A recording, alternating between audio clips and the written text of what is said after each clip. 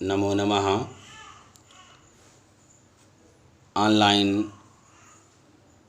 अध्ययन अध्यापन के इस क्रम में मैं डॉक्टर अशोक कुमार पांडे, पुराण इतिहास विषय, शास्त्रीय और आचार्य कक्षा के विद्यार्थियों के निमित्त एक पुराण का महत्वपूर्ण विषय पौराणिक सृष्टि प्रक्रिया, इस विषय पर आज हम लोग चर्चा करेंगे। जो पुराणों में 5 लक्षण बताए गए हैं, उसमें पहला लक्षण सर्ग बताया गया है। सर्ग अर्थात सृष्टि, उसी सृष्टि प्रक्रिया की आज हम लोग चर्चा करेंगे।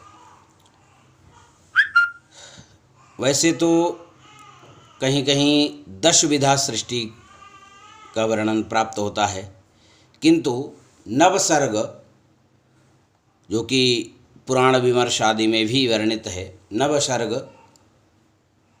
प्राप्त होता है, उसकी आज चर्चा हम लोग करेंगे। सृष्टि को 3 भागों में विभक्त किया गया है। इस सृष्टि प्रक्रिया को 3 भागों में विभक्त किया गया है। पहला है प्राकृत सर्ग, दूसरा है वैकृत सर्ग और तीसरा है प्राकृत वैकृत सर्ग। इन 3 श्रेणियों में नवविधा सृष्टि निहित है। पहला जो प्राकृत सर्ग है, प्राकृताश्च त्रये पूर्वे सर्गास्ते अबुद्धिपूर्वकाः बुद्धिपूर्वं प्रवर्तन्ते मुख्याद्याः पंचवैकृताः।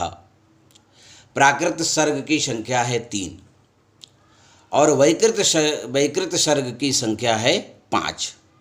5 और 3 8 तथा प्राकृत वैकृत की संख्या है 1। इस प्रकार मिलाकर नवविधा सृष्टि हुई, नवसर्ग कहलाई। और ये नव सर्ग में प्राकृत सर्ग पहला सर्ग है। प्राकृत सर्ग के अंतर्गत जो कि 3 प्रकार का है, उसमें पहला सर्ग है ब्रह्म सर्ग।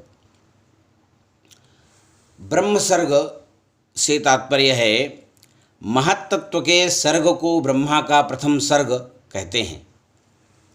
और ब्रह्म सर्ग में ब्रह्मन शब्द गीता के अनुसार महत ब्रह्म अर्थात बुद्धि तत्व का बोधक है। और सांख्य दर्शन के अनुसार बुद्धि या महत तत्व ही प्रकृति पुरुष के संयोग का प्रथम परिणाम है। वही मत यहाँ भी स्वीकृत है। इसीलिए पहला ब्रह्म सर्ग अर्थात महत तत्व की सृष्टि, ये पहला सर्ग हो गया। दूसरा सर्ग है भूत सर्ग। भूत सर्ग के अंतर्गत 5 तन्मात्राओं की सृष्टि। 5 तन्मात्राएँ रस रूप रस गंध स्पर्श, ये 5 जो तन्मात्राएँ हैं, उनकी सृष्टि का विधान इस भूत सर्ग में है। और तन्मात्राएँ जो हैं पृथिव्यादि पंचभूतों की अत्यंत सूक्ष्मावस्था के द्योतक तत्व हैं। ये जो 5 तन्मात्राएँ हैं, ये 5 महाभूतों की अत्यंत जो सूक्ष्मावस्था है उसके द्योतक तत्व हैं। और ये अविशेष नाम से भी सांख्य में प्रख्यात हैं। तो इन 5 तन्मात्राओं की जो सृष्टि है और जो पृथ्वी आदि पंचभूतों की, वह भूत सर्ग कहलाती है। यह प्राकृत सर्ग के अंतर्गत द्वितीय सर्ग हुआ। अब तृतीय सर्ग जो हुआ वो हुआ वैकारिक सर्ग। वैकारिक सर्ग के अंतर्गत इंद्रिय संबंधी सृष्टि का यह नाम है। और सांख्य शास्त्राभिमत प्रक्रिया यहाँ पुराणों को अभिमत है कि अहंकार के तामस रूप से तो 5 तन्मात्राओं का जन्म होता है तथा सात्विक रूप से इंद्रियों का जन्म होता है। राजस दोनों की सृष्टि में समान भाव से क्रियाशील रहता है और इसीलिए उस रूप से किसी पदार्थ का उदय नहीं होता। 5 ज्ञानेंद्रियाँ, 5 कर्मेंद्रियाँ और उभय रूपात्मक संकल्प विकल्पात्मक मन को मिलाने से इंद्रियों की संख्या 11 होती है। यह प्राकृत सर्ग के अंतर्गत 3 प्रकार की सृष्टि है।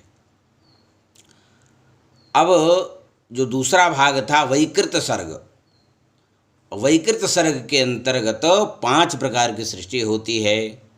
वो 5 भाग में विभाजित है।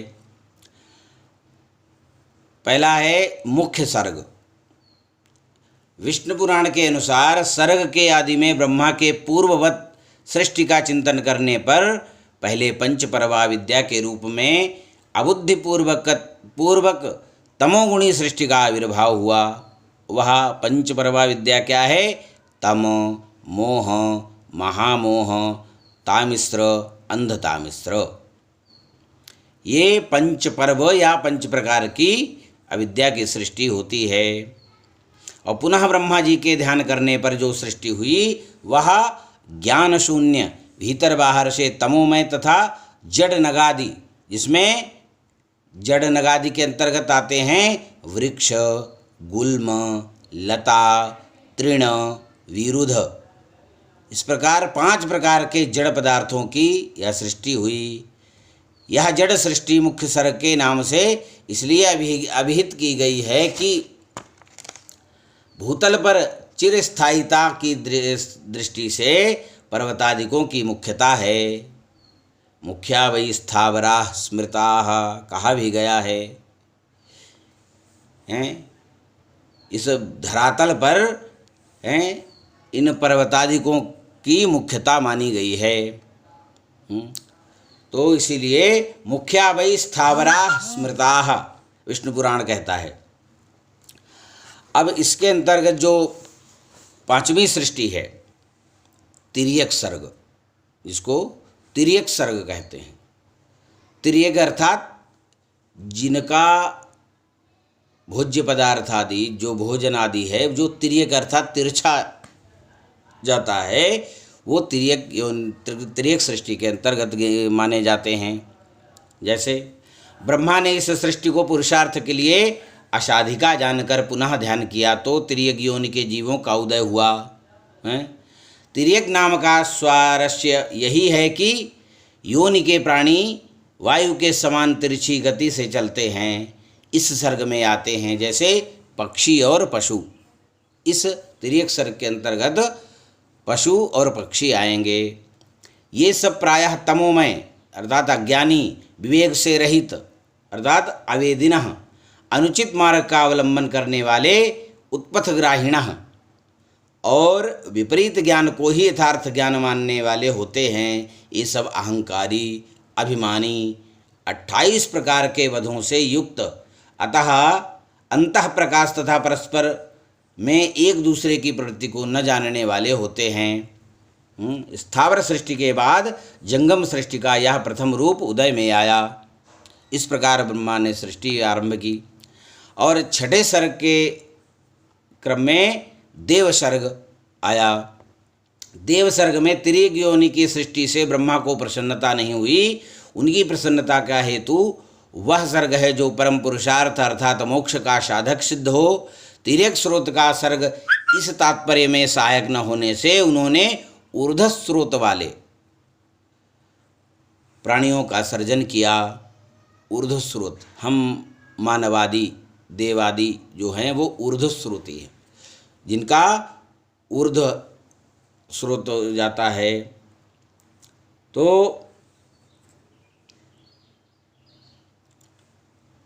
ऊर्ध्वलोक में निवास करने वाला सात्विक वर्ग है।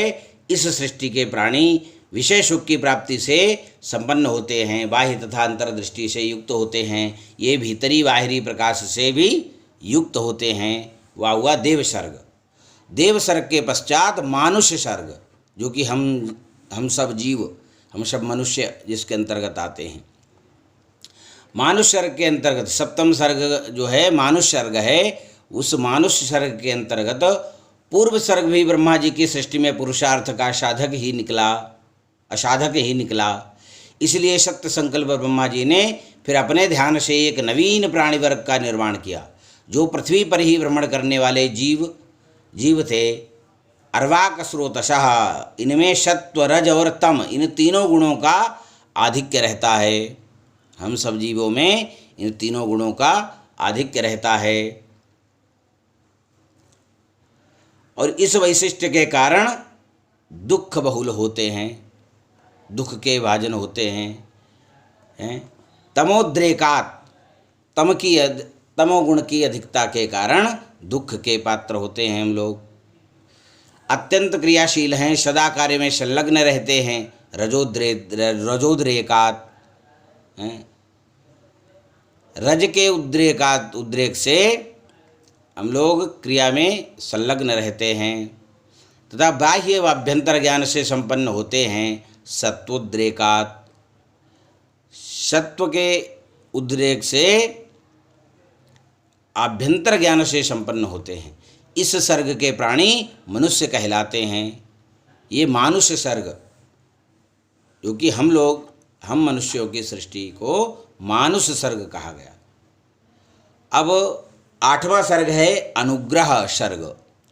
विष्णु पुराण ने इसे सात्विक तामसिक कहकर केवल सामान्य संकेत कर दिया है। इसके स्वरूप का निर्देश मार्कंडेय जी ने स्पष्टता कहा है, जहाँ यह 4 प्रकार का बतलाया गया है: विपर्यय, सिद्धि, शांति और तुष्टि। वायु पुराण ने इन चारों की व्यवस्था वायु में इन चारों की व्यवस्था भी की गई है। स्थावरों में रहता है विपर्याप्त, त्रियुग योनि में शक्ति, मनुष्यों में सिद्धि और देवों में तुष्टि। यहाँ भावों की सृष्टि अभीष्ट है। सांख्य में यह प्रत्यय सर्ग कहा गया है, जिसके 4 भेद विपर्यय, शक्ति, तुष्टि और सिद्धि नाम से प्रख्यात हैं।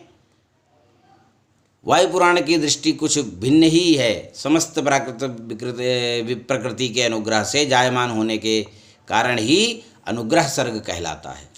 यह 8वां सर्ग अनुग्रह सर्ग कहलाता है। अब जो 9वां सर्ग है उसको कहते हैं कौमार सर्ग। यह अंतिम सर्ग प्राकृत वैकृत उभयात्मक माना गया है। यह उभयात्मक है, प्राकृत वैकृत, ये उभयात्मक सर्ग है। इस सर्ग में इस शब्द से सनत कुमार के उदय का संकेत होता है और भागवत भी यह कहता है कि सएव प्रथमं देवः कौमारं सर्गमास्थितः चचार दुश्चरं ब्रह्मचर्यमखंडितम्। सनत कुमार भगवान विष्णु के ही अन्यतम अवतार माने गए हैं।